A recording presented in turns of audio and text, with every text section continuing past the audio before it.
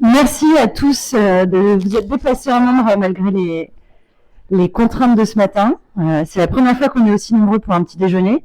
Pour que vous le sachiez, à chaque fois qu'on organise un petit déj, on fait des paris sur le nombre de personnes qui viendront en vrai. Je ne sais pas à combien on en est.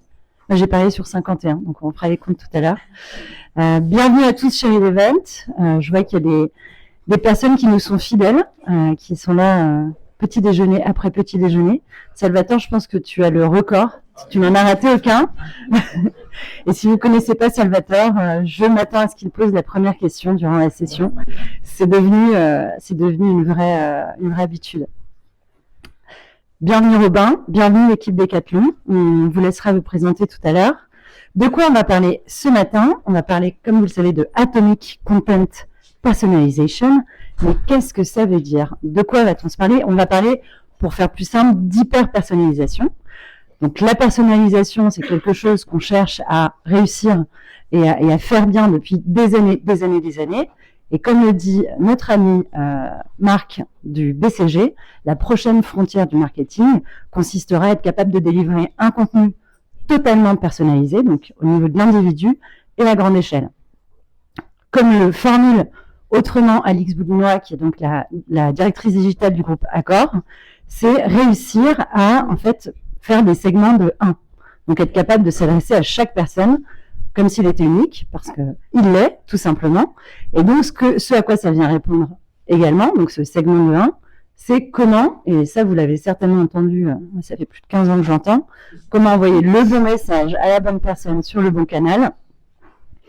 En fait, on ne sait pas le faire, enfin les marques ne savent pas le faire, puisque finalement le bon moment, c'est pas nous qui le décidons, le canal non plus, mais c'est le client. Donc pour vous faire une rapide démonstration, on va tenter une démo live. J'appelle mon assistant mystère qui va, certains le connaissent et d'autres voient encore le mystère. Merci assistant mystère, qu'est-ce que vous allez nous faire? Alors, il ne peut pas parler, donc c'est moi qui vais commenter en voice-over. Il est très très stressé, c'est pour ça. Donc pour contextualiser la démo de ce matin, on part sur un email de Decathlon. Donc l'assistant mystère reçoit un email Decathlon, super, email très attractif, et il se dit, ah tiens, je vais aller sur le site de Decathlon. Il est très attaché à la marque. Là, il va aller naviguer, et en fonction de ses différentes appétences, vous l'aurez compris, la prot, il va aller voir les derniers produits disponibles sur le site de Decat. Et puis là, il n'achète pas tout de suite parce qu'il a un coup de fil. Sa boss l'appelle. Quelques minutes plus tard, Vincent dit, mais au fait, j'en étais où? Ah oui, j'étais sur mon email Decathlon, je vais le rouvrir. Il rouvre son email Decathlon, il redescend. Vraiment, il est très très engagé, ce client. Et là, qu'est-ce qui se passe? Je ne sais pas si vous aviez vu, mais on ne voyait pas la protéine tout à l'heure. Et oui, en temps réel. Et au moment où mon assistant mystère a décidé d'aller consommer la communication de Decathlon, on va lui proposer le produit sur lequel il vient de passer un petit peu de temps. Est-ce que c'est de la magie? Je crois que c'est de la magie. Nous reviendrons là-dessus un peu plus tard. Et sans transition, je pense qu'on va tout de suite passer la parole à ceux que vous êtes venus voir, et en l'occurrence, la personne qui va faire le plus gros du travail ce matin. J'ai nommé Robin. Donc Robin va se présenter tout seul. Je crois que je t'avais laissé ton micro. Ah ben oui, tu l'as du coup. Fantastique. Robin, déjà, je te remercie 1000 fois, à la fois pour tout ce qu'on a déjà fait ensemble, pour tout le travail sur la présentation et pour ce qui va se passer ce matin. On ne va pas se mentir, si on a déplacé des foules comme ça, alors oui, Relevant, c'est hyper dans la trend, vous nous aimez bien, on est bien placé dans Paris, mais on sait que vous êtes venus pour écouter Robin. Donc un immense merci et merci aussi par avance du temps que tu accorderas à tout le monde après, puisque l'équipe Decathlon qu'on vous présentera va être là jusqu'à midi pour networker avec vous et échanger si vous avez des questions à leur poser. Robin, qui es-tu? Parfait, merci beaucoup. Merci en tout cas à tout le monde d'être venu, ça fait super plaisir. Donc Robin Cartier, si tu veux on peut basculer directement sur la slide. Donc Robin Cartier, mon parcours, j'ai passé à peu près une dizaine d'années au Royaume-Uni et je suis revenu en France très récemment, travaillé dans pas mal d'entreprises, beaucoup dans la publicité programmatique, donc toutes les publicités que vous allez voir sur Internet, qui sont hyper ciblées, qui sont hyper personnalisés, qui sont personnalisés à la volée. Donc, beaucoup de travail dans ce domaine-là. Je pourrais y revenir sur tout ça dans la partie networking.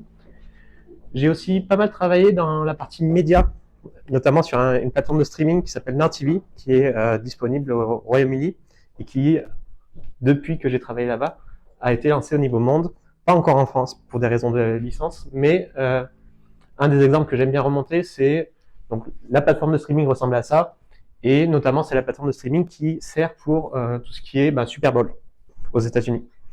Et la petite victoire, c'est de dire que j'ai travaillé sur une plateforme qui a maintenant le record de streaming vidéo en temps réel, le plus de personnes qui regardent le même contenu aux États-Unis, et qui a aussi pris 30% du trafic Internet aux États-Unis le jour du match. Donc, petit projet. Et donc voilà, donc parcours à la fois sur Londres et sur Paris, et maintenant je suis entouré de très belles équipes qui sont basées à la fois sur Lille, sur Paris et sur Amsterdam. Et si vous entendez l'accent de Robin en anglais, vous voyez bien vous comprenez qu'il a passé du temps à Londres. Et donc aujourd'hui chez Decathlon, d'ailleurs c'est vraiment une chance, mais pas complètement une coïncidence qu'on se présente ensemble aujourd'hui. Donc vous avez bien suivi les actualités de Decathlon, on va en parler plus avant par la suite. Mais donc nouveau positionnement, et donc qui dit nouveau positionnement dit nouvelle communication et nouveau customer journey. Donc c'est de ça dont on va se parler tout à l'heure. Donc je te laisse aussi introduire Decathlon, le partenariat avec JO. Je t'en prie. On a beaucoup d'actualités actuellement, comme vous pouvez certainement vous en douter. On a le lancement de notre nouvelle marque qui s'est fait il y a 2-3 semaines. Si vous êtes allé sur notre site internet récemment, si vous êtes allé en magasin récemment, vous allez voir il y a beaucoup de changements. Je vais revenir sur pourquoi est-ce qu'on fait tout ça. Mais on a surtout une grosse activité actuellement autour des JO. Les JO 2024, puisque Decathlon est le partenaire officiel et qui habille aussi tous les volontaires tout au long des JO. Donc les 45 000 personnes qui vont venir accompagner le public, les guider sur tous les nouveaux sites. Et donc pour ça, on a une petite vidéo pour présenter ce qu'on a fait avec les JO.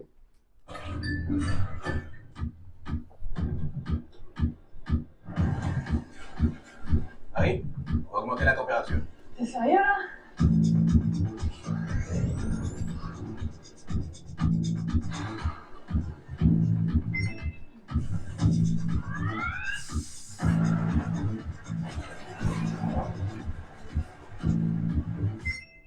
Nickel. Change pas. Ok. La même chose, un peu plus de dynamisme.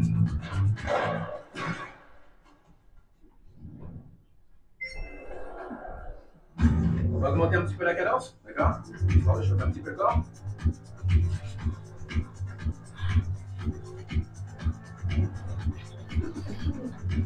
C'est validé. Ah ouais, top la tenue. Je vais la prendre pour les athlètes. Les athlètes. Johan, la tenue, elle n'est pas pour les athlètes. Je pensais qu'on te l'avait dit. Personne ne te l'a dit, apparemment. Testé par nos athlètes, porté par les volontaires. Decathlon est fier d'équiper les 45 000 volontaires de Paris 2024. Donc la vidéo, elle est sympa pour plusieurs raisons. Pour les gens qui connaissent bien Decathlon, elle fait plusieurs clins d'œil, notamment au fait qu'on produit nos propres produits. Et donc, on a tous les centres de recherche, tout ce que vous avez pu voir, ça existe en vrai. Les équipes de Relevant en ont vu une petite partie quand on était à Lille tous ensemble. Notamment, on a des magasins qui ont des centres de recherche sur tout ce qui est camping, tout ce qui est vélo, tout ce qui est tissu, technique. Et donc, on a tout ça. On a une deuxième partie qui est aussi la partie où on travaille avec beaucoup d'athlètes pour améliorer nos produits, pour les optimiser. Et c'est pour ça que vous allez voir plusieurs champions qui sont soit des gens qui viennent de l'extérieur pour nous guider, mais aussi ça peut être des champions qui sont en interne, qui travaillent chez Decathlon. C'est assez fréquent qu'on ait des collègues qui aient des week-ends qui soient un peu différents des nôtres. Donc voilà, c'était une petite présentation assez sympa de ce côté-là. Donc comme vous l'avez vu, la tenue que vous allez certainement voir beaucoup à la télé très bientôt, et donc notre partenariat surtout avec les JO. Voilà, donc on a hâte.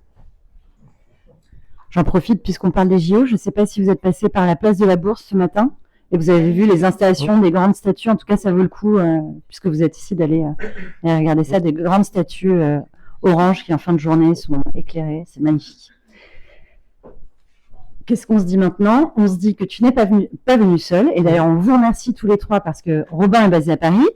Mais donc, le reste de l'équipe qui a fait le déplacement depuis Lille se trouve là, le long de la fenêtre. Donc, on a Jérémy, côté tech. Et on a Léa et Mathieu qui sont côté produit et qui donc se tiennent à votre disposition tout à l'heure pour interagir avec vous. Et qui, à tout moment, peuvent d'ailleurs couper Robin, le contredire, parce qu'ils n'ont pas vu les slides encore, donc ils ne savent pas ce qu'il va dire. Donc, merci à vous trois, et donc, repérez-les bien. Ils sont avec nous jusqu'à midi. Ensuite, je me demande s'il y a des clients Decathlon dans l'audience. Est-ce qu'il y a des clients Decathlon? Ok. Ouais, pas mal. On est à plus de la moitié. Est-ce que j'ai un client qui a commandé ses balles de tennis? Est-ce que cela appartient à quelqu'un? Non, toujours pas. Ballon de rugby? La protéine? C'est à moi. Ah, tiens. Il fait pas que des démos. Je te rends ton produit. Tu t'appelles? Vincent. Bienvenue Vincent. Vincent, est-ce que en tant que client Decathlon, tu peux un peu nous parler de ton expérience, de ton customer journey Decathlon, la façon dont la marque a interagi avec toi jusque-là? Effectivement. Je vais te donner un micro pour le faire. Effectivement, alors je suis un très gros client Decathlon, malgré mon petit paquet. Et donc je vais vous raconter un peu mon histoire et l'histoire de l'achat de... On avait des mots à placer dans notre petit déjeuner. Et donc du coup, je vais vous raconter l'histoire de mon paquet de protéines, précisément, et de mon expérience d'achat en tant que client Decathlon. Donc du coup, ici, ça va illustrer ma journée en tant que consommateur et pas ma journée en tant que marketeur. Donc, il faut bien faire la différence entre les deux. Et je vais vous parler moi essentiellement en tant que client et vis-à-vis, en tout cas, de mon point de vue à moi. Donc le jour où j'ai fait mon achat en magasin de ce paquet-là, j'ai reçu un email de Decat Club. Alors, bon, désolé, c'est plus vraiment la même DA maintenant. Je pense qu'on en reparlera après. Mais donc je fais partie du programme de fidélité. Donc on voit mon nombre de points. On m'informe que j'ai presque atteint le nombre de points pour avoir ma carte cadeau. Et donc ça, c'est le jour de mon achat. Donc en l'occurrence, c'est après mon achat magasin. Et donc la première chose qui peut me frapper ou pas quand j'ouvre cet email, c'est de me dire, bon, je suis passé en magasin, j'ai fait un achat, mais on m'en reparle pas. Et en tout cas, cet email-là que j'ai ouvert après ne me réinforme pas des points que j'aurais pu gagner entre-temps de mon achat magasin. Et peut-être qu'en fait, en l'occurrence, c'est cette carte, je suis éligible maintenant à cette carte de 20 €. 2 jours après mon achat, je reçois 2 emails, donc ce même jour. Donc le premier qui est sur l'affinité produit donc, que j'ai acheté, qui sont ces protéines. Donc on m'explique ce que je peux faire avec ces protéines, notamment des recettes par exemple. Par ailleurs, c'est un email que je trouve très intéressant sur le produit que j'ai acheté, qui est plutôt à valeur ajoutée, etc. Je retrouve une sélection de produits en dessous qui peut correspondre, en tout cas à ma pratique sportive, qui est la musculation dans le cadre de ce produit-là. Et je reçois par contre un deuxième email pour le coup, là, qui me parle de mon expérience magasin. Et donc, ce qui va se passer en l'occurrence, donc moi j'ai une déformation professionnelle, c'est que j'ouvre tous les messages, mais je pense que la plupart des personnes ne regardent pas tous les emails, et encore moins tous les messages sur tous les canaux, parce que là on parle que d'emails, mais on parlera de différents canaux après. Et j'aurais pu très bien ouvrir que mon email de Store Experience et pas cet email-là sur l'affinité produit, les conseils qu'on donnerait. Et donc, la première chose, c'est de se dire que finalement, moi, en tant que consommateur, je fais l'expérience de Decathlon. Je ne fais pas l'expérience d'un email trigger, je ne fais pas l'expérience d'une campagne, je ne fais pas l'expérience d'un email cycle de vie. Je fais juste l'expérience de la marque à travers des touchpoints. Et en l'occurrence, si j'avais ouvert que cet email-là, je loupais quand même une grosse partie qui était intéressante d'informations que je ne retrouve pas. Et par exemple, sur des produits affinitaires et ou des produits cross-sell, si j'ouvre que cet email, je ne vais pas le retrouver. Et à l'inverse, si j'ouvre que ce premier email, c'est dommage de ne pas me demander mon expérience potentiellement en magasin aussi. Et donc, ça illustre le fait que, mine de rien, en tant que consommateur, notre vie n'est pas silotée vis-à-vis d'une marque, mais en tant que marketeur, en fait, finalement, c'est siloté pour le consommateur parce que les expériences sont assez différentes. Jour numéro 5, après mon achat magasin, je reçois cet email, donc, qui est aussi, entre guillemets, sport affinité, vous pouvez me couper d'ailleurs si vous voulez intervenir dessus. Et donc là, en l'occurrence, qui n'est pas forcément adapté à ma pratique du sport et ou mon affinité vis-à-vis des achats Decathlon. Donc ça, c'est un email, on va dire, de plan d'animation, si je dis pas de bêtises, qui a été envoyé.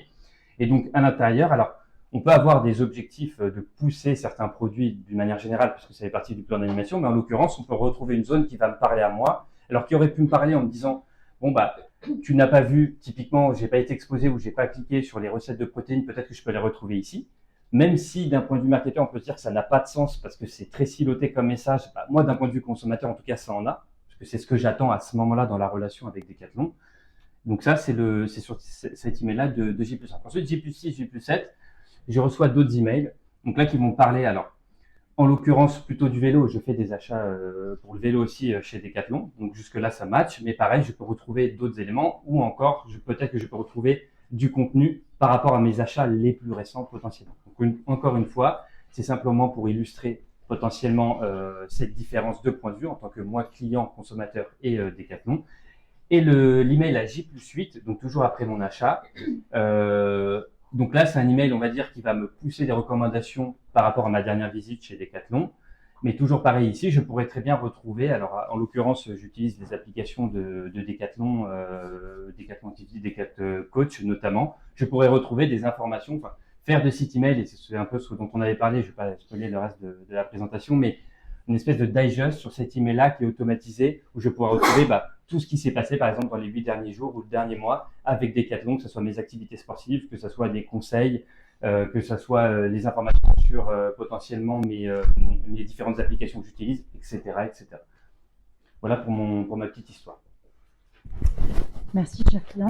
Decathlon, merci Vincent.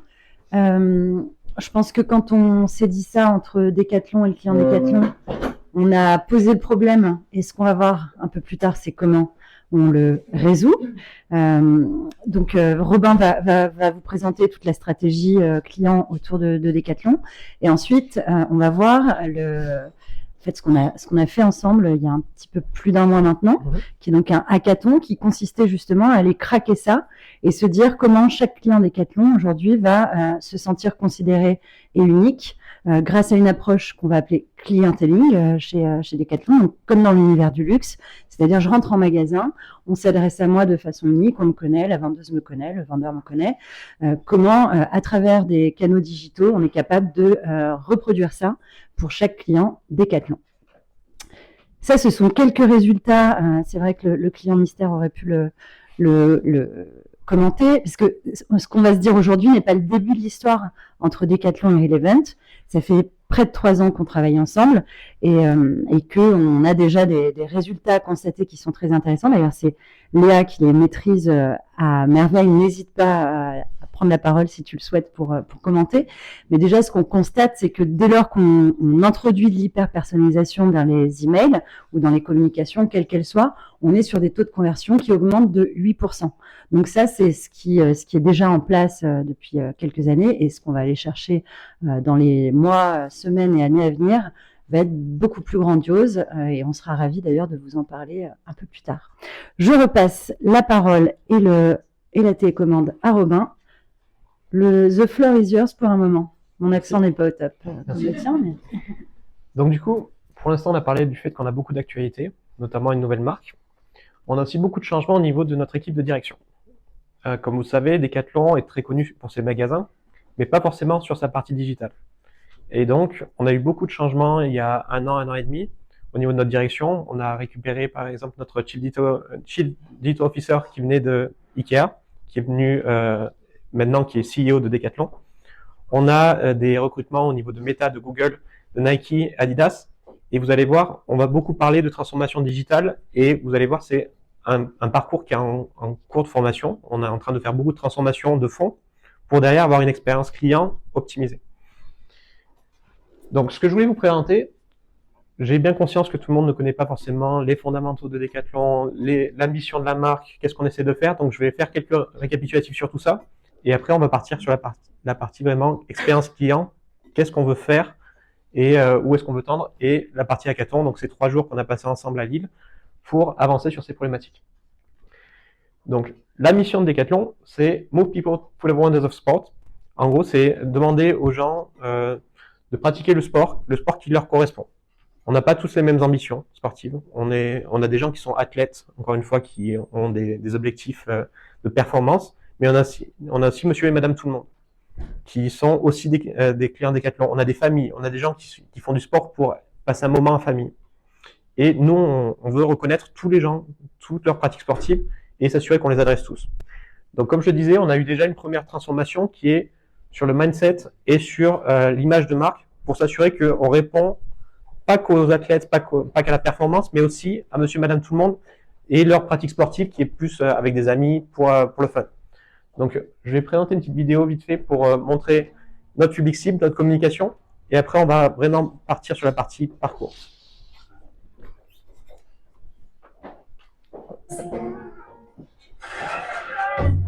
Nous avons tous des muscles, des poumons, un cœur et une envie de se lâcher. C'est en chacun de nous. Ce qui nous fait vraiment avancer, c'est ça. Et il y a aussi ça. Et même ça. Tomber. Et se relever d'un même souffle.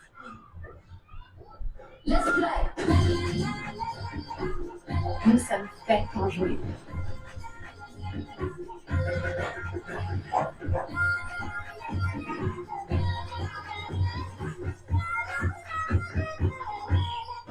Let's play.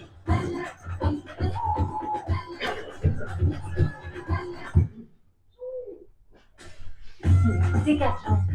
Ready to play? Let's play. Donc, on le voit dans la vidéo, on a beaucoup de profils différents, des profils atypiques, des profils génériques, mais on veut vraiment s'adresser à tous ces clients, tous ces utilisateurs de façon individuelle pour s'assurer qu'ils aient la meilleure expérience Decathlon. Donc, ce que je vais vous présenter en amorce, c'est vraiment tout le travail qu'on a fait en fond pour pouvoir servir la personnalisation. Donc, c'est l'enabler, on va dire. Comme je le disais, nouvelle direction de Decathlon. Notre North Star, notre mission, on va dire, c'est vraiment que toutes nos expériences clients, elles dépassent le produit. Ça soit une expérience de marque qui soit cohérente, qui soit quelque chose qui soit immersif pour nos utilisateurs. On le sait, on a une très forte présence en magasin. On a 1700 magasins dans le monde. On a 65 pays. Donc, on a beaucoup de points de présence. Mais on veut s'assurer que tous les gens puissent avoir accès à la même expérience Decathlon. Qu'on soit à côté d'un magasin ou qu'on soit loin et qu'on utilise le site internet ou les apps. On veut aussi, et c'est la deuxième partie du message, que ça soit une aventure qui soit mémorable. On veut que les gens voient Decathlon comme un partenaire qui les accompagne tout au long de leur pratique sportive. Donc, première transformation, ça va sans dire, les magasins sont au cœur de notre stratégie. Vous pouvez le voir, on a un magasin sur Paris rive gauche. Si vous voulez aller le voir, il est assez beau, il vient juste d'être réouvert et il intègre le digital partout. C'est-à-dire, vous connaissiez déjà les caisses clients avec l'effet un peu waouh, vous n'avez pas besoin de scanner les produits, vous les déposez juste et vous avez donc le produit qui se rajoute automatiquement. On a essayé de pousser le vice un petit peu plus loin. On a été en magasin et ce que vous voyez à gauche, ici, les écrans digitaux, pareil, on sait qu'il y a beaucoup de gens qui se posent des questions sur nos produits. Comment ça fonctionne? Quelles sont les caractéristiques? Est-ce que je devrais prendre plutôt ce produit ou ce produit-là? Et donc, on a repris ce même système où on prend les articles en magasin, on va chercher par exemple une paire de chaussures ou quoi que ce soit, on la pose sur cette balance électronique et du coup, on va avoir une vidéo qui va remonter avec une fiche produit enrichie, avec l'histoire du produit, tout le storytelling sur pourquoi, comment, quel produit, et on peut aussi comparer différents articles ensemble pour voir, celui-là il est peut-être plus adapté à un profil expérimenté, celui-là plus profil amateur. Donc on essaie de rajouter le digital dans le magasin. On a aussi des parcours vendeurs enrichis sur des tablettes, sur des téléphones, s'assurer qu'on remonte un maximum d'informations. Et notamment, parmi ce que fait l'équipe, c'est aussi de se dire qu'est-ce qu'on pourrait faire de plus. Par exemple, la recommandation vendeur, potentiellement.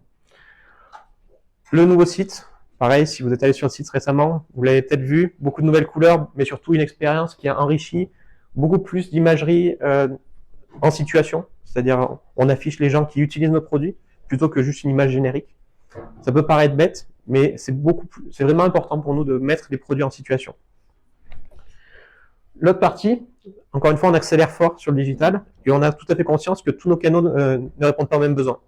Les sites internet, c'est bien pour préparer un achat de façon un peu latente, alors qu'une appli mobile, c'est pour de l'achat soit en magasin, auquel cas on remonte notre carte de fidélité, soit j'ai fait un achat, mais Vous savez très bien, on n'a plus les tickets de caisse papier, il faut les demander.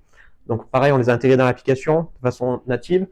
On a aussi une animation sur l'application mobile, de dire qu'on a des notifications qu'on peut envoyer en fonction de différents segments. Donc pareil, on veut vraiment un écosystème qui soit connecté, qu'on passe d'un device à l'autre et qu'on ait une expérience cohérente tout du long. Donc ça, c'est la partie commerce. C'est la partie que les gens ont le plus l'habitude de voir. Je voulais aussi en profiter pour, ce matin, vous montrer les efforts de fond, encore une fois, qu'on est en train de faire sur l'expérience client.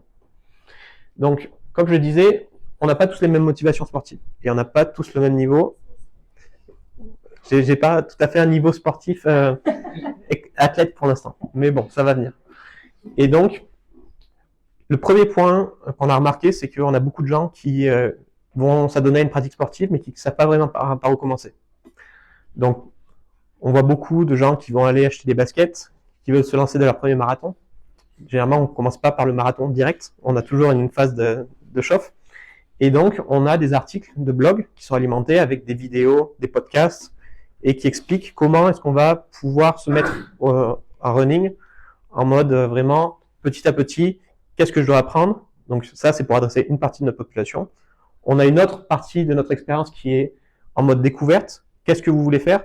Pourquoi est-ce que vous pratiquez le sport? Est-ce que c'est pour des raisons de santé? Est-ce que c'est des raisons plus sociales, de dire faire du sport entre amis? Est-ce que c'est voilà, pour un défi? Voilà. Et donc, on va avoir un parcours guidé en fonction des réponses de nos utilisateurs qui va les aiguiller. Et un exemple que j'ai eu récemment, j'ai essayé la plongée récemment et j'étais en mode un peu bachotage juste avant d'y aller, de dire quels sont les bons signes à utiliser, comment ça fonctionne. J'en menais pas large, mais c'était important pour moi d'avoir accès à ça. En tout cas, ça m'a bien aidé de dire, voilà, je sais que j'ai des ressources disponibles, qui sont enrichis, qui sont vraiment en mode vidéo, avec un accompagnement, et voilà. Donc, l'idée, c'est de prolonger l'expérience de marque tout au long du parcours de l'utilisateur.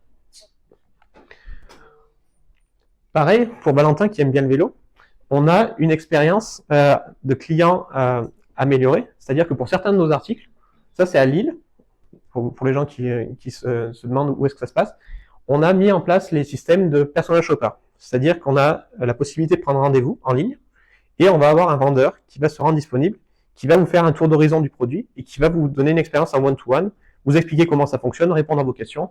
Et donc, c'est la même expérience qu'un magasin, mais en digital. Donc, on vous présente l'article. Donc, il a son smartphone, il fait le tour de tout ça, il vous répond à vos questions. Et ce qui est intéressant aussi, pareil, dans ce magasin, on a aussi notre centre client, notre support client qui est juste à côté. Littéralement, vous ouvrez la porte, vous avez le centre de support client. Et c'est intéressant de voir toute la synergie entre les gens qui répondent au chat, au mail, au support, et aussi les vendeurs qui sont juste à côté. Et vraiment une expérience sans couture où on va voir les gens du support client qui vont aller voir les vendeurs, qui vont aller chercher de l'information qualifiée pour accompagner nos utilisateurs. On a, et encore une fois, il y a peu de gens qui le savent, mais c'est important pour nous, un système à la Apple Fitness Plus. On a Decathlon Training qui est là pour, pareil, vous offrir des cours en distanciel. On sait qu'il y a eu, depuis le confinement, pas mal de gens qui font du sport à la maison, sans pression, sans salle de sport. Et donc, avoir un catalogue de cours en ligne sur tout un panel de disciplines disponibles à la demande. Dernier point sur la partie Sport Experiences. Comme l'a dit Vincent, on a beaucoup d'applications qui sont dédiées à certains usages. On va avoir par exemple des usages spéciaux randonnée. Donc les gens qui sont intéressés par la randonnée, généralement, ce qu'ils recherchent, c'est quelle est la meilleure randonnée, quel est le niveau de difficulté, est-ce que vous pouvez me guider un petit peu sur quel parcours je dois utiliser, comment est-ce que je veux pas me perdre en fait. Et donc tout ça. Donc on va les aider à planifier leur parcours et c'est une de nos belles victoires. C'est une des applications qui est leader en France dans tout ce qui est randonnée. Et pareil pour coaching, sporting, running. L'idée c'est de pouvoir enregistrer sa performance, de voir l'évolution au fil du temps et derrière de pouvoir apprendre un petit peu les meilleurs usages, que ce soit en termes de pratique sportive ou de nutrition, peu importe. L'idée aussi pour nous, c'est Decathlon a une grosse ambition par rapport à tout ce qui est éco-responsabilité. Les produits éco-conçus, les produits, la circularité, tout ça. Donc pareil, on se sert du digital pour mettre en avant tous ces usages. Donc, on a créé notre loyalty programme, notre programme de fidélité, pour encourager nos utilisateurs à la pratique sportive. Donc plus vous faites de sport, plus vous avez de points. Ces points peuvent se transformer en cartes cadeaux. Et derrière, c'est un cercle vertueux. Pareil, comme je disais, on a nos modèles de recommandation qui ont des paramètres qui encouragent la mise en avant des articles éco-conçus, éco-responsables. Et comme je disais, on a aussi cette partie seconde main, réparation, cycle de vie vertueux qui est mise en avant. Le dernier point que je voulais mettre en avant, Decathlon est réputé pour avoir des services innovants et des fois essayer des choses qui sont un peu faux-folles, mais qui sont importantes en mode recherche et développement pour comprendre les nouveaux usages et les anticiper. Et très récemment, avec la sortie du casque de réalité virtuelle de Apple, on était une des premières entreprises au monde, au lancement, à avoir une application qui mettait en avant les produits en réalité augmentée. L'idée, c'est vraiment un projet pilote pour...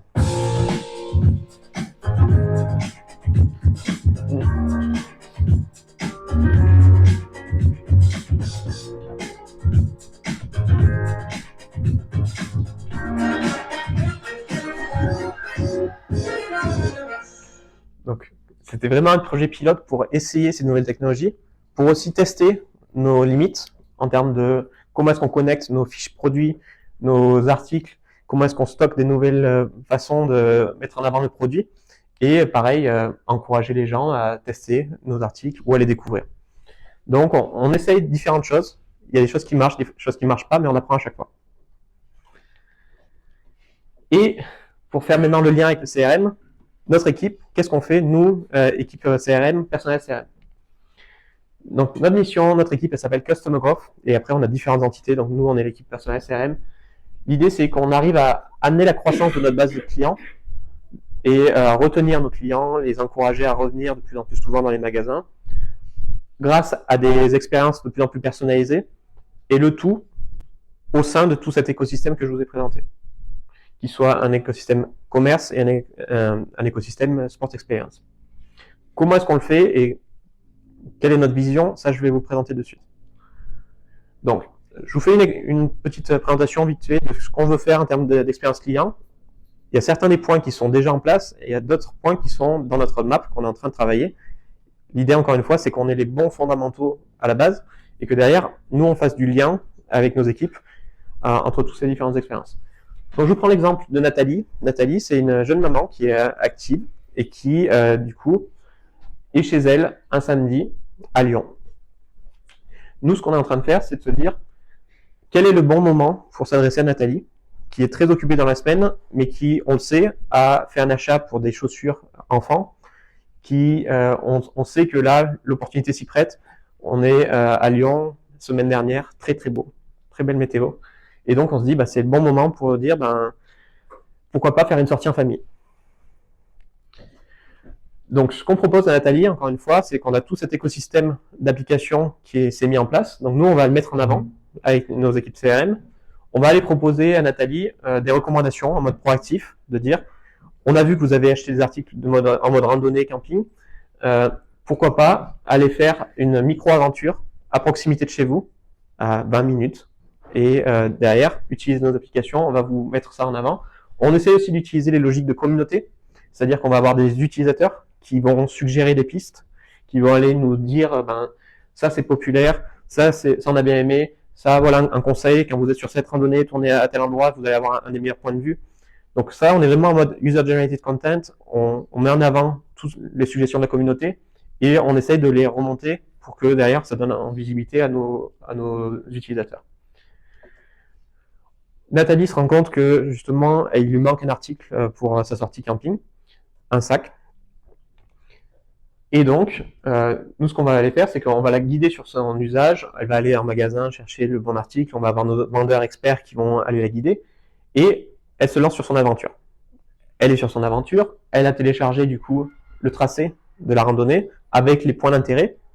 Et du coup, nous, on apporte une valeur ajoutée à sa pratique sportive en lui disant, voilà des options sur comment tu peux utiliser tes articles au mieux. Et voilà, tu vois, c'est assez facile. Donc, c'est adapté à une famille avec des jeunes enfants. Nathalie, elle ne fait pas du camping tous les jours. Et des fois, quand elle achète un article, elle ne sait pas vraiment comment s'en servir et elle se sent un petit peu perdue. Pas de souci, sur tous nos articles, on a une fiche produit qui est intégrée, on a un QR code qu'elle peut scanner et on va lui mettre en avant une vidéo sur comment utiliser ces articles au mieux, comment en profiter au mieux pour qu'il n'y ait pas de panique, tout se passe bien. Elle va donc faire son camping en famille. L'idée pour nous, c'est que on a accompagné Nathalie de la suggestion jusqu'à l'utilisation et que voilà, on essaie de lui apporter de la valeur ajoutée tout au long de son parcours. Elle passe un bon moment, mais ça s'arrête pas là. Comme je disais, nous ce qu'on veut, c'est un parcours client le plus sans couture possible, c'est-à-dire on enlève les frictions. Et par exemple, j'ai parlé de la partie location seconde main. Nos articles, certains d'entre eux peuvent être retournés en magasin sans contrainte. Et voilà, si vous louez un article, vous pouvez le ramener, il n'y a pas de souci. Et on va s'assurer que le parcours soit le plus simple possible pour que derrière, elle puisse revenir et qu'elle essaye d'autres articles plus tard. Donc, ça, encore une fois, vous avez vu qu'il y a pas mal de briques qui sont déjà en place. Il y a certains éléments, par exemple, notamment la partie geofencing, la partie météo, qu'on est en train d'explorer, notamment avec Relevant. Et on va vous faire voir maintenant ce qu'on a fait dans notre hackathon récemment. Donc, il y a un mois à peu près, on a eu donc, une belle réunion entre Decathlon et Relevant. On avait une vingtaine de personnes de notre côté et on a eu une bonne partie de l'équipe Relevant qui est venue nous accompagner pour, d'une part, nous montrer l'état de l'art, nous expliquer aussi, on a beaucoup de geeks dans notre équipe, donc on avait beaucoup de questions assez techniques de dire comment ça marche, quels sont les risques, comment est-ce qu'on va gérer, par exemple si une de nos API ne répond pas ou on n'a pas les bonnes données. Donc on s'est posé beaucoup de questions et ça nous a permis d'avancer assez vite. Donc, à Lille, dans un de nos centres, donc vous pouvez voir, on a l'équipe qui était avec nous. Ça, comme je disais, c'est un de nos magasins phares où vous avez à la fois le magasin et les centres de recherche qui sont dans le même bâtiment. C'est un bâtiment qui a vocation à être ouvert au public. Donc on va avoir des familles, pareil, qui vont avoir des parcours de vélo, des parcours de skateboard. On va avoir des accompagnos avec des experts qui vont venir, des animations, pour s'assurer que voilà, les gens soient guidés dans leur parcours sportif, que nous aussi on apprenne comment ils utilisent nos produits et qu'on puisse évoluer. Et on peut le voir, il y a des salles de sport, il y a des salles de badminton et autres qui sont dans le bâtiment. Donc l'objectif de ce hackathon, c'était sur un format de 3 jours, d'apprendre déjà comment fonctionne la personnalisation à échelle, qu'on arrive nous à mêler à la fois nos utilisateurs, donc j'aurais dû l'expliquer, mais on a 2 types d'utilisateurs. On a, comme je disais, on a une 60aine de pays qui utilisent nos solutions CRM. Donc on a essayé d'avoir une représentation des équipes françaises, belges, qui venaient dans le hackathon en mode business. Qu'est-ce que vous voulez faire? Où est-ce que vous voyez de la valeur? Quelles sont les tendances qu'on doit explorer? On a nos équipes techniques, par exemple Jérémy qui représente notre équipe ingénierie, qui était là pour comprendre un peu les enjeux de SDK, de données et autres. Il y en a nos product managers qui étaient là plus pour collecter des feedbacks, qualifier notre roadmap et prioriser les use cases. On avait aussi notre équipe data qui était présente pour comment est-ce qu'on va mesurer l'impact de ces différentes solutions et on a creusé notamment un des use cases data. Donc, sans plus tarder, 3 use cases qu'on a explorés en mode hackathon. Encore une fois, on était sur un format court, donc on n'a pas forcément les use cases les plus complexes, mais on a quand même des use cases qui apportent beaucoup de valeur ajoutée, vous allez le voir. Donc, premier point, comme le disait Vincent, on a la partie Post-Purchase Digest.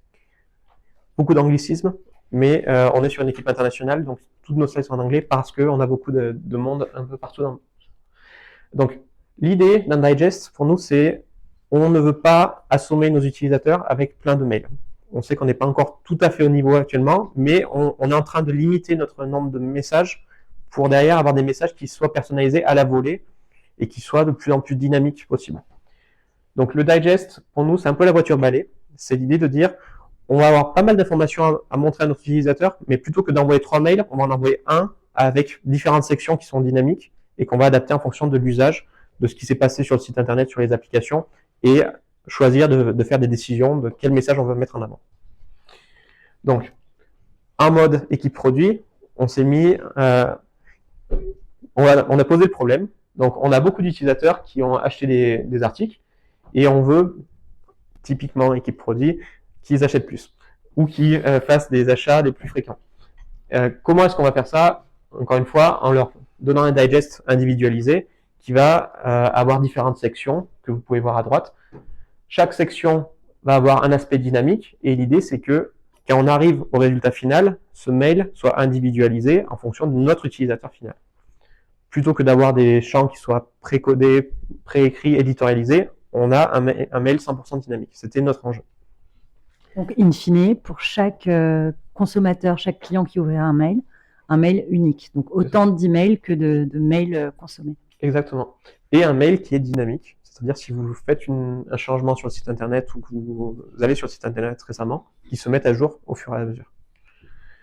Donc, quelques éléments, encore une fois, pour vous montrer qu'est-ce que la personnalisation pour nous.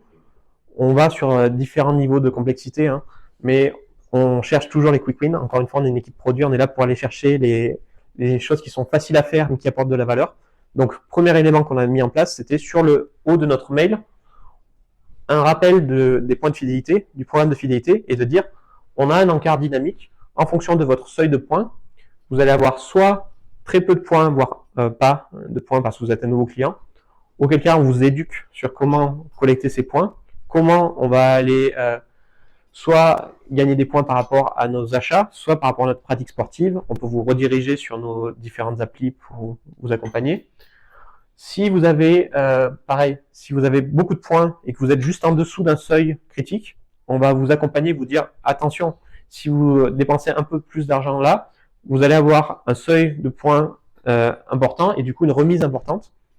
Et pareil, si vous avez déjà passé un palier important, on va vous montrer la valeur que vous avez.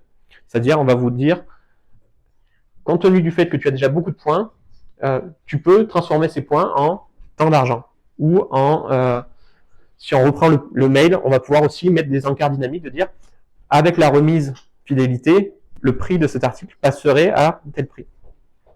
Encore une fois, ça peut paraître simple, mais c'est une façon pour nous de commencer à intégrer de la personnalisation. On a des logiques de vente accélérées. Donc, on a plusieurs éléments, encore une fois, dans ce mail qui nous font voir comment est-ce qu'on personnalise le message. Donc, que ce soit des articles complémentaires en fonction de nos recommandations. On sait qu'il y a des familles de produits, on sait qu'il y a des éléments similaires entre eux, ou il y a des éléments, par exemple, quand vous faites du football, par exemple, on sait qu'on va avoir les chaussures, les chaussettes, les shorts, les maillots. Donc, on a aussi des logiques dans nos algorithmes qui vont vous permettre de faire une panoplie sportive. On a encore une fois des logiques d'accélérateur de vente. Donc, on sait très bien que actuellement, on a des problèmes de pouvoir d'achat.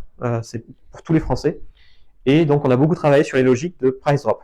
C'est-à-dire, comment est-ce qu'on fait une réduction de tarifs? Et comment est-ce qu'on la met en avant? Que les gens sachent qu'ils ont consulté un article récemment et que cet article, même s'ils ne l'ont pas acheté sur le coup, maintenant, ils vont bénéficier d'une belle remise. Donc ça, pareil, on l'a intégré dans ce mail. Et pareil, là, on n'a pas eu le temps de le creuser parce qu'on n'avait pas encore la partie machine learning, mais on a fait la partie discovery sur comment est-ce qu'on pourrait rajouter des recommandations de services éco-conçus sur ce mail-là. Encore une fois, équipe produit, qu'est-ce qu'on a appris du hackathon? L'idée, c'était vraiment de se dire que on a creusé d'un point de vue technique, on avait certains problèmes de données, on les a fixés avec les équipes concernées. On a appris sur la partie machine learning, on est en train de creuser ça et on va l'implémenter ce trimestre. Et pareil, on a regardé sur les logiques d'exclusion. Donc, si un article a été acheté récemment, comment est-ce qu'on l'exclut pour pas avoir une recommandation qui fasse un peu un flop. Donc ça, on a appris tout ça, on l'a rajouté dans notre roadmap. Et derrière, on a aussi fait des tests de dire, est-ce que les articles qui sont recommandés sont cohérents? Oui, non. Est-ce qu'il y a des clashs potentiellement entre nos différentes recommandations? Apparemment pas pour l'instant, de ce qu'on a pu voir. Et donc pareil, on va faire des logiques d'itération. Donc on va commencer par la version la plus basique et derrière on va se donner un programme de comment est-ce qu'on peut améliorer tout ça au fil de l'eau. Ça c'était la première expérience. La deuxième chose qu'on a creusé, c'est de se dire comment est-ce qu'on va créer des ponts entre nos sites internet, nos applications. Vous l'avez vu, notre écosystème est assez complet. Comment est-ce qu'on fait du lien? Donc pareil, on a pas mal travaillé avec les équipes Relevant sur la partie SDK. Comment est-ce qu'on collecte de la donnée sur les sites, sur les applis mobiles et comment on pourrait intégrer tout ça dans notre parcours client. On n'est pas des UI UX designers, si c'est un peu moche, désolé pour ça, mais c'était en mode hackathon. Ce qu'on a voulu faire, c'est de se dire, on a donc cette destination où on va aller présenter des différents parcours de randonnée. Donc on se dit, pareil, on a des logiques, on a des algorithmes qui nous permettent de faire des recommandations en fonction des activités des utilisateurs. Donc on a prototypé comment on pourrait remonter le bon produit dans cette catégorie produit et en fonction des données qu'on a sur les utilisateurs, par exemple sexe et par exemple niveau de pratique, avec enfant, pas enfant, voilà.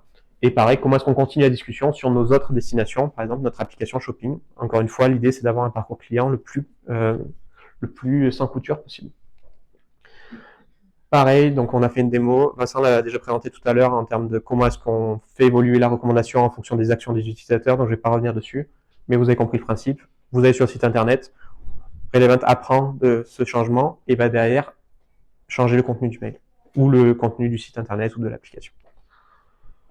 Pareil, donc ça c'est à quoi peut ressembler l'expérience client. Donc se dire qu'on commence sur je vais rechercher le bon parcours, que nous, notre mail soit cohérent, qu'on remonte notre image lifestyle, donc les gens qui utilisent nos articles, et derrière qu'on amène les gens sur le site ou sur l'app pour convertir.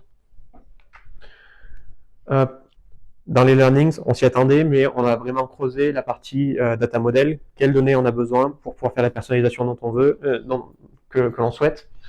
Comment est-ce qu'on peut accélérer la collaboration entre nos différentes équipes. Vous imaginez bien que quand on a 45 pays, généralement, il y a plusieurs équipes techniques qui gèrent différents éléments. Donc, on a pu aussi avancer sur nous, identifier les bons stakeholders et derrière avancer. Dernier point, la donnée, qui est très importante pour nous. Encore une fois, on est une équipe produit, donc on itère beaucoup et on avait besoin de certaines informations. Savoir qu'est-ce qui marche, ce qui marche pas, et aussi si on a des problèmes dans nos parcours. Ça peut paraître bête, mais quand on fait de la personnalisation à échelle, on a besoin aussi de savoir quand les choses vont pas. Et donc, on a posé beaucoup de questions, notamment à Valentin, sur quelles données on pourrait collecter sur Relevant, qu'est-ce qui est disponible, qu'est-ce qui n'est pas disponible. On aime bien aussi challenger. Et donc, on s'est dit, voilà, comment est-ce qu'on va aller vérifier que la personnalisation, ça fonctionne, et quel est le mindset qu'on doit changer aussi dans nos équipes en interne. Je pense que ça, c'est pas une surprise pour vous, mais il y a beaucoup d'équipes CRM qui travaillent en mode campagne, qui se disent, je lance telle campagne, c'est la campagne Black Friday, ça s'arrête là. Nous, on veut passer en mode utilisateur, comme vous l'avez vu dans notre mission. Et donc, on a des changements à faire.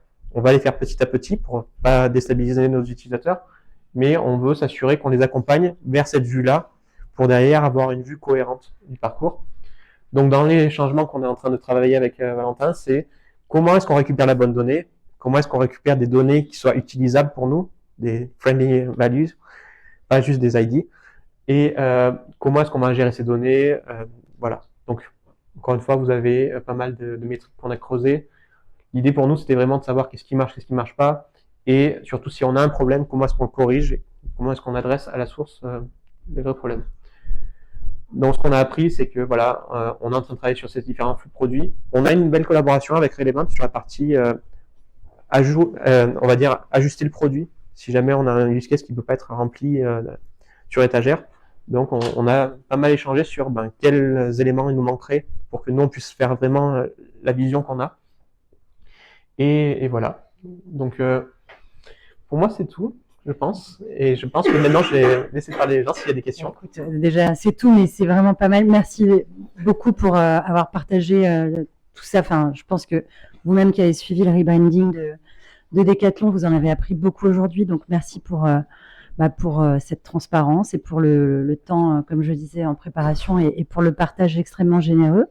On a donc maintenant un objectif commun qui est, vous l'avez compris, de sortir de cette vision campagne pour arriver sur une vision client. Et donc, si vous reprenez le résultat qu'on regardait tout à l'heure, vous vous souvenez, plus 8% de conversion, ce que l'on veut atteindre ensemble, c'est en fin d'année et à partir des années qui vont venir, plutôt aller regarder la valeur client et non pas s'arrêter à regarder la valeur, le taux de conversion d'une campagne, d'un email ou même d'une zone. Et donc, c'est main dans la main qu'on va le faire. Et je te remercie beaucoup d'avoir partagé tout ça. Et je pense qu'il est temps de laisser la parole à vous. Est-ce que vous avez des questions que vous voulez poser tout de suite ? Bon, Salvatore, tant pis, ouais, comment tu t'appelles ? Maxime. Maxime, bienvenue. Maxime, je t'en prie. Je te permets de poser la question parce que je sais que vous avez. Ah, pardon, Maxime. Je t'en donne le micro parce qu'on fait une pause. Pas de souci. Je sais que vous avez des objectifs ambitieux aussi de réunification de certaines de vos marques en parallèle de ce chantier de rebranding que vous avez fait. Du coup, est-ce que vous avez réfléchi, et si oui, comment, ce défi d'à la fois unifier une expérience utilisateur tout en ayant de nouvelles marques qui vont émerger et d'autres qui vont être amenées à disparaître?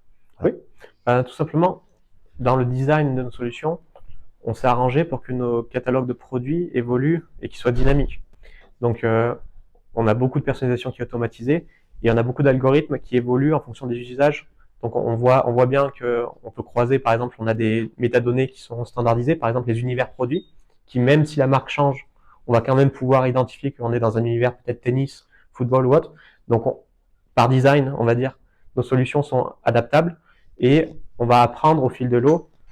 On va voir quand les cohortes d'utilisateurs vont basculer d'une marque à l'autre et on va pouvoir les accompagner tout au long. Donc, d'un point de vue technique, pas de changement. D'un point de vue organisationnel, c'est une gestion de marque traditionnelle. Agnès. Bonjour, moi j'ai une question sur, je trouve, enfin bravo, c'est fantastique. Ma question c'était comment vous travaillez avec votre département finance parce que finalement, ce que vous arrivez à faire, c'est génial en termes de perfo, mais j'imagine que ça doit mettre un petit peu le dawa dans les prédictions de gestion de stock, etc. Comment vous avez abordé ce sujet-là? C'est une belle question. C'est pas toujours facile. Mais ce qu'on essaie de faire, c'est que on a une logique chez Decathlon qui s'appelle le 4 in a box. 4 in a box, en fait, c'est de dire on a une représentation à la fois business, produit, ingénierie et data. Donc, on a à chaque fois 4 personnes qui sont questionnées sur comment est-ce qu'on va lancer un parcours, quelle est la meilleure façon de le faire d'un point de vue technique, quelle est la meilleure façon de le mesurer, et les équipes finance font partie du comité de pilotage, on va dire, de nos différents parcours. Donc, toutes les semaines, j'ai un bon rendez-vous avec les équipes finance où on explique la performance, où on nous dit des fois, telle expérimentation, non, là c'était peut-être un peu moins que ce qu'on pensait. Donc voilà, on est tout le temps challengé, mais on les incorpore dans toute la partie discovery le plus tôt possible. Comme ça, on est aligné. Et pareil sur la partie métrique, on a travaillé avec les équipes data science et finance pour s'assurer que voilà, la méthodologie soit certifiée. Et comme ça nous évite des allers-retours entre les deux. Est-ce qu'on a d'autres questions? Bonjour. Au tout début, sur le parcours client, on voyait un peu une expérience qui incluait la météorologie. Et je me demandais si vous aviez déjà mis en place la partie trigger, qui est basée sur le temps qu'il fait et sur un achat d'avant. Pas encore. Ça fait partie, encore une fois, de notre vision de là où on veut aller. On sait qu'il y a des solutions sur étagère sur la partie visualisation de la météo actuellement. Sur la partie trigger, ça reste un challenge qu'on veut creuser. On sait faire du geofencing, donc on sait faire en fonction de la localisation de l'utilisateur, envoyer une notification, mais pas encore sur la partie météo. Et ça, je pense qu'il faut qu'on travaille avec Valentin sur comment est-ce qu'on pourrait faire ça. Mais je suis sûr qu'on va trouver une solution. J'en profite d'ailleurs, depuis tout à l'heure, on entend parler de Valentin. Valentin, c'est pas notre IA. C'est Valentin qui se trouve là, qui est le directeur technique de Relevant et qui lui aussi se tiendra à dispo si vous avez des questions. Et notamment, je pense que la moitié de l'audience sont clients. Donc, n'hésitez pas. Il est là. C'est journée porte ouverte avec Valentin ce matin. J'ai une question qui est en accord avec la précédente. Je me pose toujours la question en vision client. L'aspect de mettre la météo, la géolocalisation, comment on le perçoit, enfin, on a toujours peur d'être un peu trop intrusif et que ce soit perçu négativement. Comment vous l'appréhendez d'être autant dans la personnalisation du coup? Alors, ce qui est bien, c'est que sur la plupart des applications mobiles, on demande le consentement de l'utilisateur. Donc ça fait partie du parcours de l'installation de l'application. La plupart du temps, nous, encore une fois, on a une bonne valeur ajoutée, donc on peut justifier de faire un échange, de dire donnez-nous un opt-in pour que derrière, l'application running puisse avoir une trace de votre parcours. Pareil, on a beaucoup d'opt-in sur le marketing à différents niveaux et ça permet aussi de justifier, d'avoir un preference center, on va dire, qui me permet de dire en fonction des demandes, quelle permission on a, jusqu'où est-ce qu'on peut aller et ça nous permet d'être légitime, on va dire. On n'a plus de questions là dans l'immédiat? Si, Nicolas. Bonjour, merci. Avec cette relation beaucoup plus personnalisée, il y a une explosion potentielle de la production de contenu. Et est-ce que vous faites appel à des solutions d'IA générative, ou est-ce que vous restez, pour rester aligné avec les valeurs de la marque, sur de la production de contenu très vrai ou pas? Alors, c'est un des gros sujets actuellement. Et je sais que Mathieu a pas mal d'ambition sur la partie IA générative. Mais où est-ce qu'on en est actuellement, où est-ce qu'on veut aller? Actuellement, comme vous l'avez vu sur la partie conseil sport, le site que je montrais qui avait les conseils running, les conseils plongée, les contenus sont faits de façon très qualitative, avec des vidéos, avec des podcasts qui, bien sûr, ne sont pas scalables. On va adresser nos marchés clés, donc par exemple la France ou les pays anglophones, mais ça va être très difficile à ouvrir à d'autres pays, parce que les contenus sont faits à la main, ou sont faits, des vidéos, ça se scale pas comme ça. Les premières étapes que je vois actuellement, c'est de dire, sur tous les contenus texte, on sait que l'IA générative est très mature. Tout ce qui est traduction, tout ce qui est production de texte, généralement c'est assez fiable, et on est en train de creuser sur, pour moi, le principal enjeu actuellement, c'est comment est-ce qu'on ouvre ces contenus à un plus grand éventail d'utilisateurs. Donc la traduction, pour moi, ça peut paraître bête, mais c'est très basique, mais ça apporte beaucoup de valeur. Sur l'IA générative, on a beaucoup de découvertes en cours, mais pour moi, c'est pas suffisamment mature actuellement pour justifier qu'on passe beaucoup de temps. On va aller être en mode discovery, en mode hackathon, on va creuser l'état de l'art, mais je pense pas que vous allez voir beaucoup d'utilisation en production cette année. On a beaucoup d'équipes, notamment design, qui font des prototypages sur la génération d'images. La génération d'images, vous avez vu les fiches produits enrichies, détourer les articles, les mettre sur un nouveau contexte. On est en train d'explorer tout ça, mais pas d'utilisation en production actuellement. J'ai une question sur la pression commerciale. Parce qu'en fait, la théorie, c'est que là, on est sur de l'hyper-personnalisation et que donc, du coup, on devrait suivre le cycle de vie du client et ne le contacter que quand c'est le bon moment. Est-ce que vraiment vous avez atteint ça ou est-ce que vous y êtes? Comment vous faites pour gérer la pression d'envoyer un email tous les jours pour parler de nouveautés et en plus avoir quelque chose qui est plus personnalisé par rapport au client? Donc, pour l'instant, on est sur une logique assez basique. On a des règles d'exclusion manuelles qui vont nous dire tout simplement, arrivé à un certain seuil, on arrête d'envoyer un message. Sauf si c'est un message de service, genre un retour produit ou autre.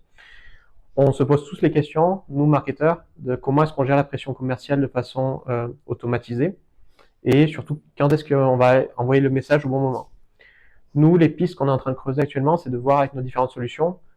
Un de mes enjeux actuellement, c'est de dire, on a beaucoup de solutions marketing, on va déjà les consolider, histoire d'avoir une vue 360, histoire de savoir combien de messages on envoie en vrai, que ce soit des messages marketing ou transactionnels, qu'on arrive à avoir une vue 360, qu'on arrive à centraliser aussi tous nos canaux, pour savoir que c'est pas que les mails, parce que pareil, on va avoir une vue très silotée si on fait que les mails. Donc comment est-ce qu'on rajoute les push, les SMS, les WhatsApp, tout ça. Donc on centralise actuellement, et après on regarde bien entendu les solutions de nos différents vendeurs sur l'IA, sur comment est-ce qu'on va pouvoir envoyer le bon message au bon moment, bon canal. Mais on n'en est pas actuellement à ce niveau de maturité où tout est automatisé, pas pour l'instant. Mais ça fait partie des enjeux, je dirais, à 1 an et demi d'horizon. Alors là-dessus, ça s'inscrit totalement dans la vision et tout ce que fait Relevant avec ses clients. D'ailleurs, merci d'avoir posé la question. Vous êtes des clients très avancés déjà chez Etam.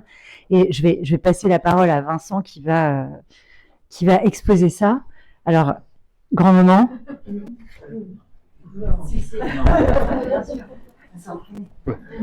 J'écouterai pas le replay parce que mon c'est toi. Non, oui, justement, pour répondre un peu c'est un peu le sujet qu'on essayait de pousser dans la consumer journey, entre guillemets, et puis dans l'email digest, c'est qu'au final, il y a beaucoup d'emails qui sont envoyés, beaucoup de triggers. Tout le monde ne les lit pas et souvent la seule façon de personnaliser, c'est de rajouter des messages. Généralement, c'est la façon la plus commune qui existe. Et une des vocations de Relevant, alors la première étape sur laquelle on est, c'est de dire, OK, on va créer un cycle de vie client au niveau du contenu. C'est-à-dire que le contenu va suivre le consommateur, peu importe où il se trouve. Et des fois, quand on veut rajouter des triggers, que ce soit post-visite, que ce soit sur le programme de feed, plutôt profiter des campagnes existantes qu'on va transformer en touchpoint et dire quel contenu, en fait, je devrais pousser à cette personne-là à ce moment-là. Parce qu'en fait, il y a déjà beaucoup de prises de parole. Et c'est vraiment un univers qui est plutôt du pool parce que, Généralement, le marketing de campagne, c'est du push. On décide d'envoyer. Quand votre consommateur décide de lire un message, c'est du pull. C'est lui qui réclame un contenu à un instant donné, qui décide d'avoir cette interaction avec votre marque. Et donc, c'est là qu'il faut proposer le bon contenu. Et donc, on n'a pas aujourd'hui, on fonctionne dans les outils de gestion de campagne. Donc, on a cette gestion de la pression de contenu, moins marketing, mais en tout cas de dire à nos clients, quand vous refaites des cycles de vie, des plans de trigger, peut-être penser différemment, le penser plus contenu customer centric et moins je vais rajouter des messages. Et c'est un changement de mindset. Hein. Je sais que c'est pas, nous c'est facile de notre côté de dire, vous inquiétez pas, ça va changer, mais je sais que c'est plus compliqué pour vous. Par contre, en revanche, la deuxième étape pour nous aussi, qui rejoint un peu la vision de Decathlon et de Robin, c'est de dire que à la fin, ce qu'on veut, c'est changer la façon dont le CRM fonctionne et c'est surtout créer un plan d'animation individualisé. C'est animer vos clients de manière individuellement en tout cas. Et donc, ça passe aujourd'hui, on est capable de déclencher un contenu dans un message existant. Demain, on pourrait déclencher le message dans un outil de gestion de campagne en disant, voilà le message qu'on devrait pousser à cette personne-là, basé sur de la pression commerciale, basé sur des canaux d'appétence, avec ce contenu-là en particulier qui serait toujours dynamique et mis à jour au cas où la personne ne consulte pas, à travers des outils existants comme Salesforce, Adobe, etc. Donc, on a aussi ce chemin qu'on regarde. Alors, Robin l'a dit aussi, il y a beaucoup d'outils qui existent. Il y a une consolidation aussi chez nos clients et puis sur le marché. Donc, la question pour nous, c'est quel est le chemin le plus logique? Mais en tout cas, c'est des choses qu'on regarde et qu'on essaye de faire, d'autant plus que la capacité de Relevant à agréger la donnée et à les faire parler entre elles donne beaucoup de possibilités sur le déclenchement potentiellement d'un message et pas uniquement juste sur une dimension qui est j'ai fait une visite. Ça peut être une expérience en magasin, ça peut être un achat magasin, ça peut être un avis, peu importe. En fait, on serait capable de déclencher n'importe quel message sur n'importe quel canal en fonction de la donnée qu'on aurait. Voilà. Et puis, encore une fois, Très bien dit. Il y a différentes étapes. Pour l'instant, on en est vraiment à rationaliser, on va dire, notre setup. Ce que j'aurais dû dire aussi en amorce, c'est que on a en phase de transformation. On a une gestion du CRM qui était basée en local, qui était animée par tous les différents pays. Et nous, on introduit maintenant une version un peu accélérée où on centralise certains use cases les plus complexes qui ont besoin de ressources de développement, data science et autres. Et on essaie de les ramener, les rationaliser et gérer les problématiques notamment de traduction. Par exemple, quand on est sur des pays comme la Suisse qui ont différentes langues ou autres, on apporte cette logique d'industrialisation. Et donc, pour l'instant, on est vraiment dans la logique de consolider les fondamentaux, avoir une base solide, apprendre. Donc, sur la partie capping, pour l'instant, on se concentre plutôt sur, on va les centraliser la donnée et on va commencer à faire des analyses d'impact. Donc, par exemple, dans notre logique actuellement, c'est pour ça qu'on discutait avec Relevant, on est plutôt allé chercher des insights, c'est-à-dire qu'est-ce qu'on peut apprendre. Et derrière, on fait un travail au quotidien avec les différentes équipes CRM de dire, ça, c'est pas idéal. Là, tu détruis de la valeur.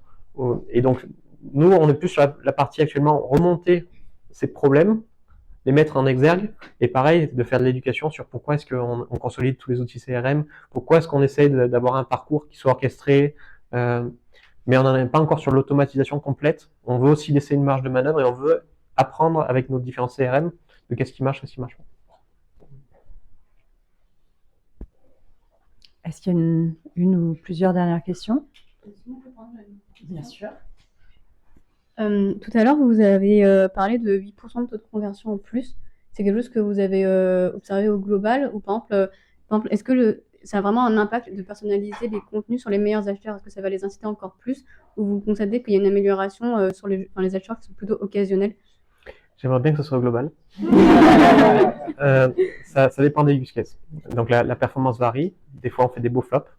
Mais on voit que la personnalisation, ça marche. On voit qu'au global, plus on fait de la segmentation poussée, plus on arrive à cibler le message, mieux ça résonne avec notre public cible. Ça a une contrepartie aussi qui est le reach. Ça veut dire qu'il faut qu'on arrive toujours à balancer entre je veux adresser une base la plus large possible ou je veux adresser une base de façon très précise avec un contenu hyper personnalisé.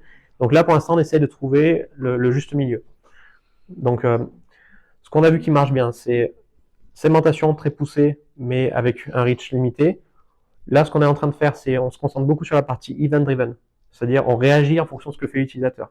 On va aller collecter des insights, on va aller accompagner l'utilisateur, on fait un bon mapping du parcours client et on va essayer de s'assurer qu'on envoie la communication au bon moment. Par exemple, vous faites un click and collect, On sait qu'il va y avoir différentes étapes, du moment où vous vous appelez, vous nous dites on va retourner l'article, du moment où vous le retournez, du moment où votre remboursement a été fait.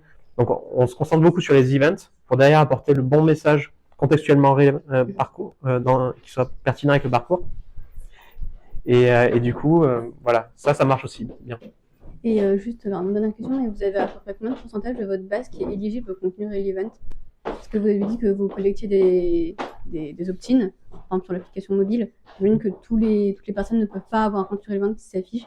Par exemple, quand vous le posez par exemple, dans un full base, donc vous allez avoir le message global, parce que dans le plan d'Animco, c'est obligatoire de parler des tentes, par exemple. Et en dessous, vous allez mettre un encart parce qu'il a fait un achat sur de la prot. Combien de pourcentage je reparle de ça, mais combien de pourcentage, enfin, vous pouvez savoir combien de pourcentage de gens ont été éligibles en fait au contenu relevant sur cette campagne-là?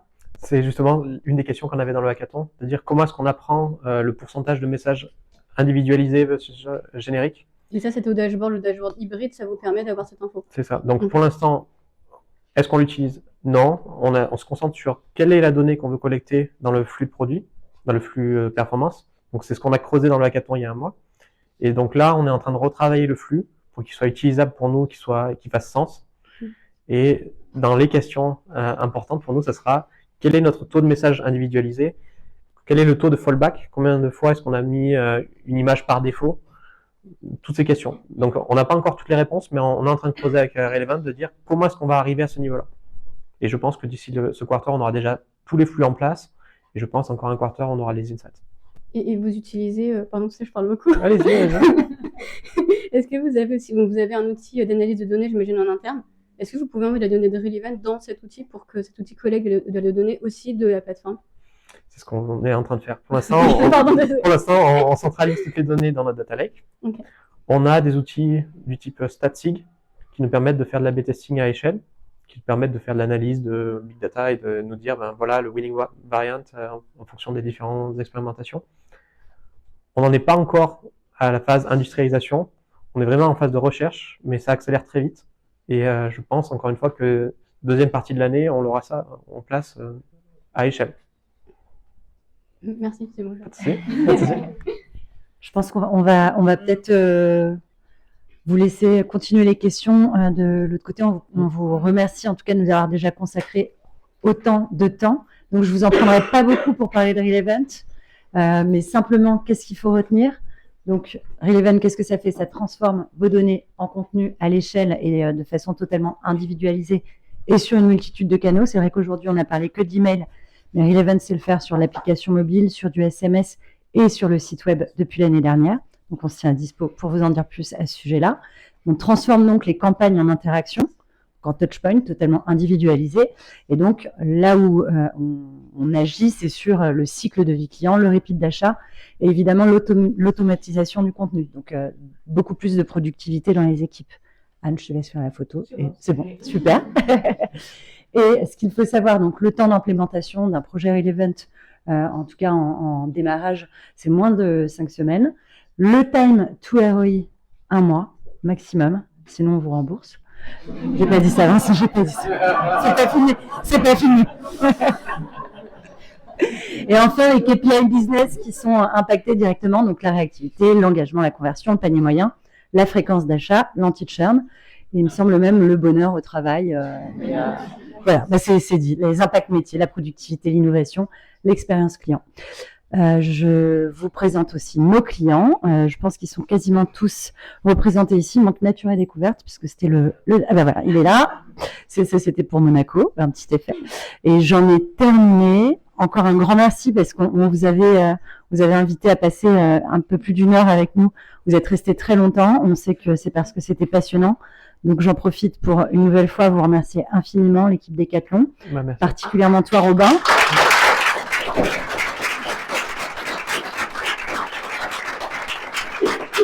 Donc on se retrouve de l'autre côté. C'était super et pas besoin de compter, on a battu un record. Et on vous laisse retourner de l'autre côté en musique.